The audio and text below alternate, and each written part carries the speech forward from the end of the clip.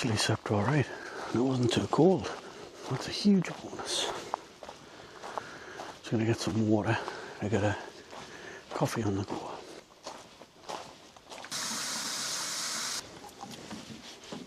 So the owner of the campsite said last night, if you walk up this hill, you get a cracking surrounding view.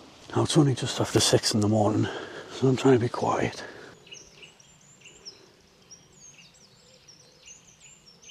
I want to safe up and quietly walk back down into the campsite.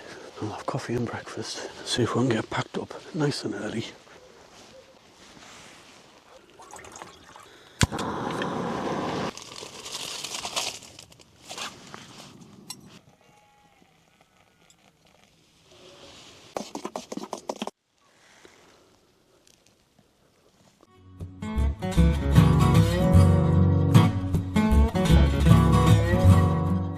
Well, that's everything packed up, as you can see, the tent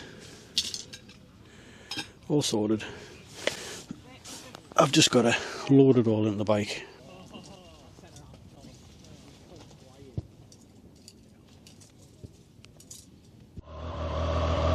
Well, all in all, I really enjoyed it here at the barn campsite. Quite a few people already cleared off. No doubt it will be full up by later this afternoon again. And there's the host over there. He's actually been spot on. Really helpful. Can't do enough for you.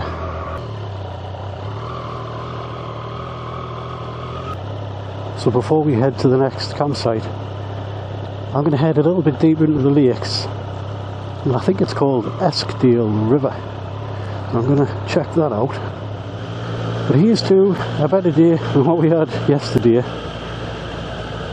And there's a lot less motorway mile munching, so it should be better. But I'm feeling pretty good.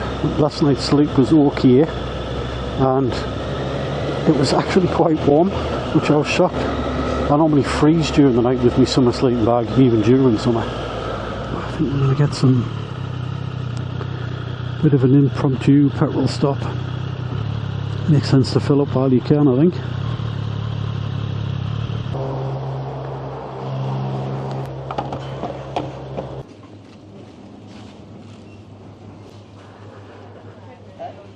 I don't think that was worth the hassle for £4 worth of fuel. Cheers, thank you. I actually completely forgot to check the weather forecast this morning. Doesn't look too bad, but so far I've basically been leaving the rain behind. Let's keep moving up the country just behind us. But you can come all the way to the lakes and not have a little ride about. Stunning. Shouldn't have cut down all the trees.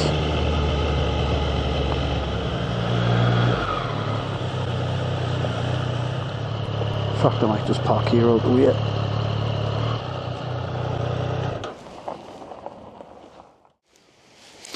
Right, let's have a look about and see what we can find.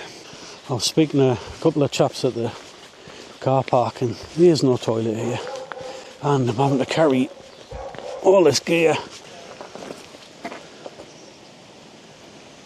And I'll go at the end of this path, if I even make it that far, and see what we can see. And luckily, at the end of that path is the lake. Have a wander down as close as we can get. Just what you need when you need the toilet. The sound of running water. Take a look at this.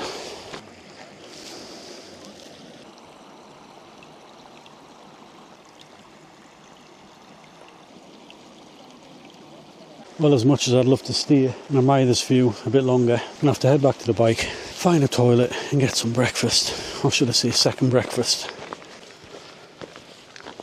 Just gone off the beaten track a little sec. Can't really find anywhere too private. Oh, that's better. Right, let's get back out of here.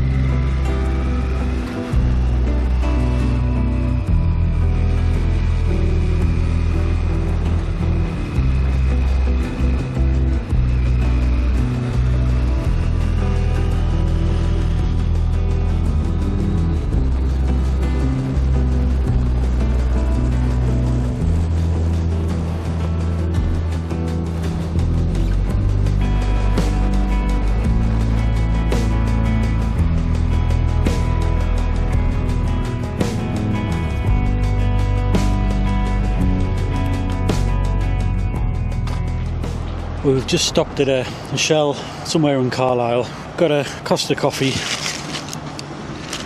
ham and cheese panini, a sausage roll and a snack for later. So we're essentially getting our second breakfast and dinner, and then we'll plot the next part of our journey.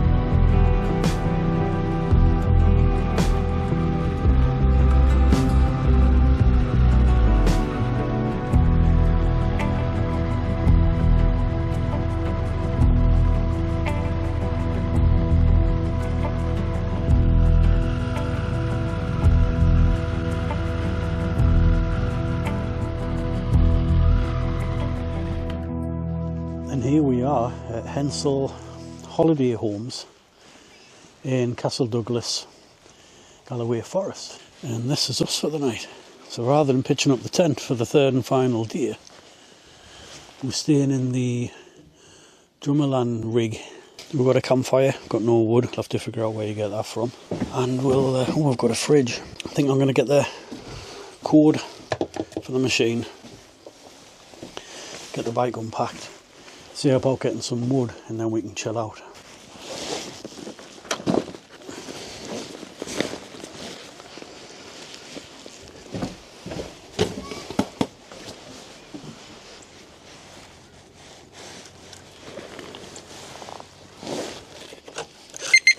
So we've got the cord.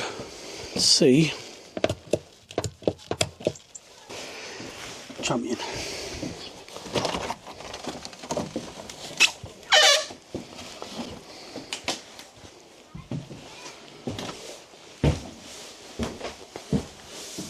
Wow.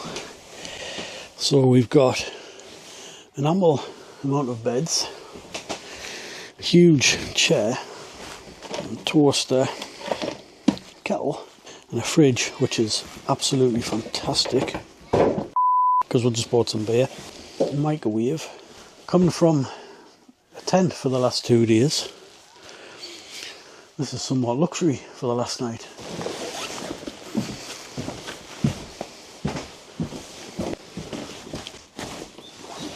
Well, that's the last few bits and pieces off the bike, which means we can finally have some time just to unwind and enjoy what we have, which looks like it's going to be a cracking end to my first tour.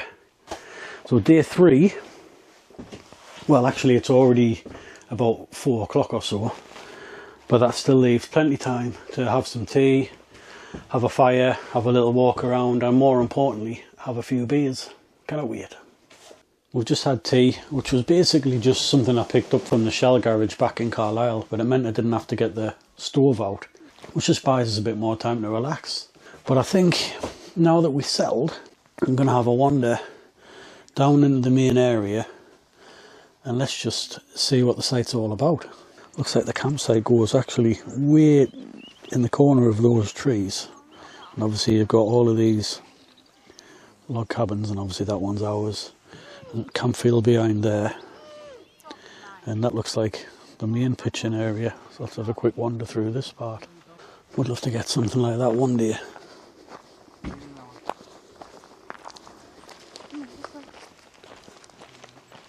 So this seems to be the main facilities, at least for this side of the campsite. I'm not sure what this is, maybe some sort of honesty shop. And there's a little site map, so that one there is us.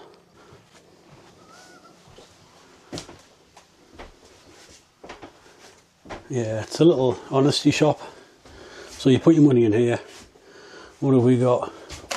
Charcoal, tin openers, fire lighters, a couple of basic bits and pieces, I guess, mostly centred around kids, but handy in terms of campfire stuff. So there's quite a lot of toilets. We've got showers and a cleaning station, and it looks like this is where you get your drinking water from. Well, it is immaculate. What have we got here? Ah, there we go. So mountain bikes, £10 per day. You can get kayaks, paddle boards. I guess coming on a motorbike you don't really see the need for a pedal bike. And here we are, this is where you get your logs. So it looks like the logs are sold between 5 and 6 PM. No idea what time it is at the minute, but it looks like if not, you can scan the QR code, put some money in a tin and get the code for the door. Right, let's head back to our little pod. Well, I don't know if someone's going to come around and actually hand out the logs, but I might give it a couple more minutes and then I'm going to head back down and just use that barcode. I always like to get things organised and then I can relax if I know I don't have to do something later. There you go. Spot on, thank you very much. You just go around country on your motorbike then? I do, and I just do videos for YouTube as well. Oh, it's such a nice bike. You like it? Yeah. Have you got one or not? No, yeah. Friends have, but I don't trust myself. And I genuinely, I've just always had a thing about speed and going as fast as I can for things. Yeah. It's like my friend's, he's got like a Harley, but he's also got a Kawasaki 1100. And he says, well, one's cruising and one's flying machine. He was always trying to convince us. He did at 40, he did his tests. And that's, and I hit 50 and I thought, oh, I quite fancy it. And I thought, nah, I just wouldn't trust myself. Yeah. I just haven't got that thing. Well, I appreciate him, but I just don't. Yeah. Well, I'm 44, passed my test 2 years ago. Yeah. And that's pretty quick. Yeah. But what I tend to do is, if I see a straight road, I'll give it a burst. Yeah. And then I'm back to normal. And I've learned to trust myself. Yeah, no, that's it. But it's so easy just to... Yeah, and you can get from A to B to C. Get yourself a licence, you'll not regret it. No, I know, I wouldn't. You're halfway there anyway. Yeah, I know, but even this thing, sometimes I've had this on its side before. Hi, cheers anyway, thank you. It's impossible to get on its side.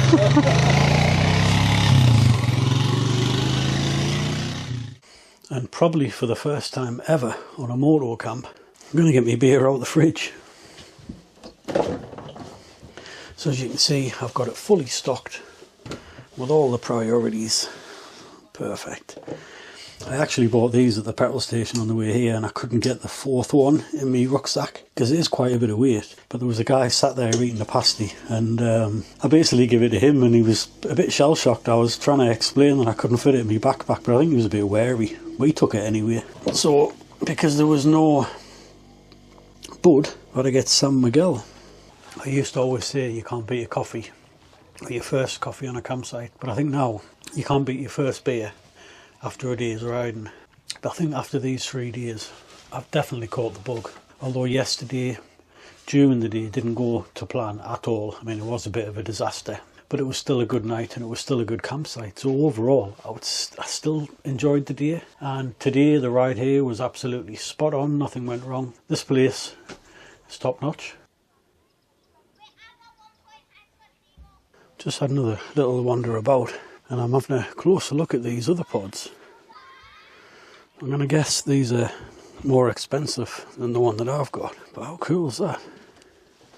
Well, I've just been chatting with another biker who's on this campsite and his name was Alex. So Alex, if you do find the channel and you're watching this, you're alright mate, and if I am back up in this neck of the woods, I'll give you a shout. But for now, it's time to get this fire on the go. It is getting a little bit chilly.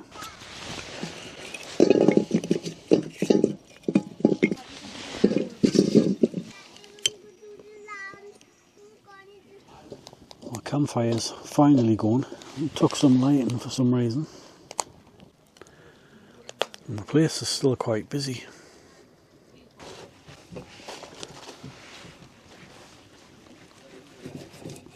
Now this one's the extra spicy one again, which is my favourite. Absolutely love these. Should be good to go.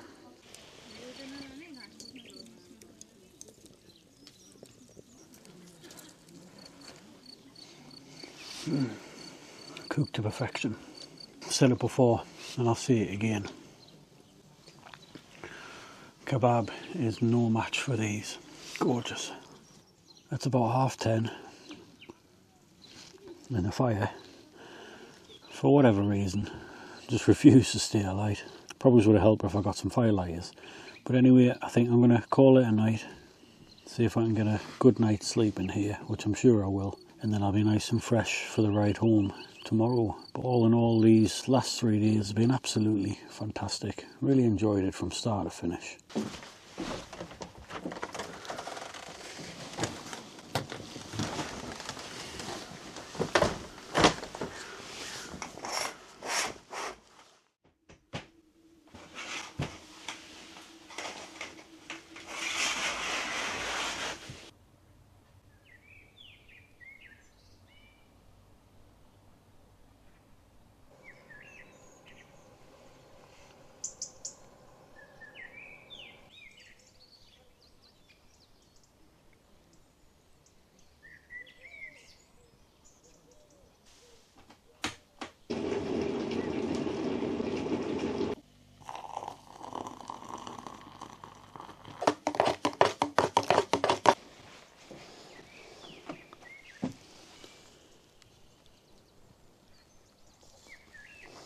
Well, I woke up just after 7 o'clock.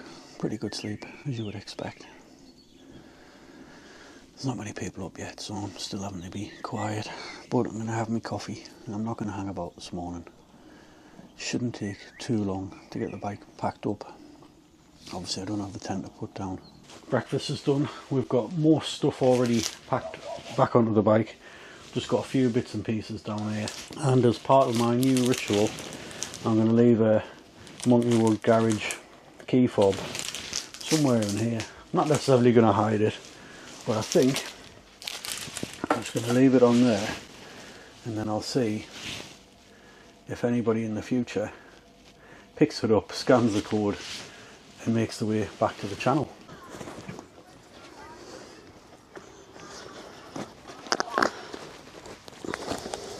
Well, that's the bike loaded up.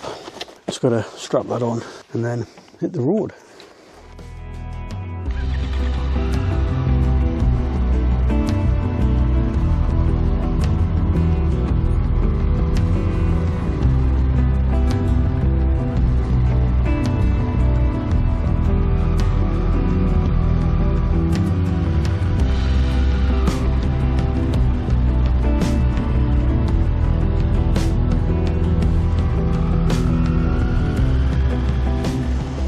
Well, that's a wrap, folks. The Triumph has done absolutely superb over this last 750 miles plus, spread across the last 3 days. The luggage has held up perfectly fine. Obviously we all know you could take a bit more for a bit more comfort, but I know that if you're going to go away for 3 days on a naked sports bike, it is feasible and you can do it in reasonable comfort. But this has been a good test to see where the land lies for going further afield. But for now, I hope you've enjoyed watching the video, and as always, don't forget to like, comment and subscribe, and we'll catch you in the next one. Cheers. I should probably mention that we've just stopped again in the middle of nowhere for a sausage roll, and now we've got another hour and a half and then home.